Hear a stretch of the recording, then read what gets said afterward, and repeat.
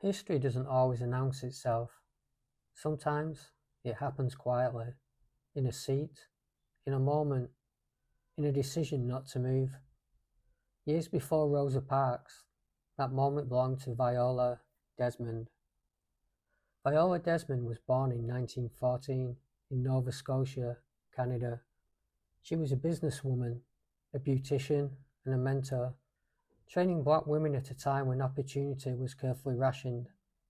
She built her life with intention, dignity, and pride. In November 1946, while travelling for work, Desmond stopped in New Glasgow when a car broke down. While waiting for repairs, she went to see a movie. That simple choice changed her life. At the theatre, Viola purchased a ticket and took a seat on the main floor. She was later confronted and told to move to the balcony, the section unofficially reserved for black patrons. There were no signs, no written law, just custom and enforcement. Viola Desmond refused. She was not loud, she did not shout, she simply stayed where she was. For that act, she was forcibly removed, arrested, and jailed overnight. Here is the documented truth. Viola was not charged for refusing to move seats. She was charged with tax evasion for allegedly underpaying a 1 cent difference between balcony and floor seating. This legal maneuver mattered. It allowed segregation to hide behind procedure rather than admit its purpose. Viola challenged the conviction. She lost.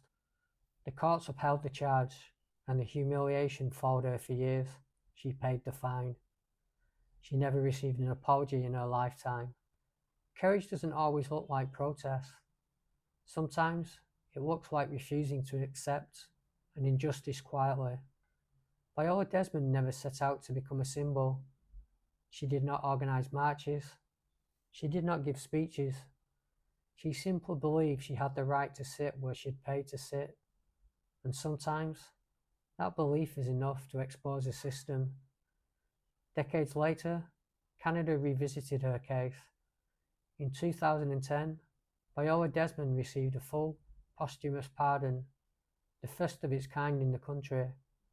Her conviction was acknowledged as unjust, her dignity finally restored.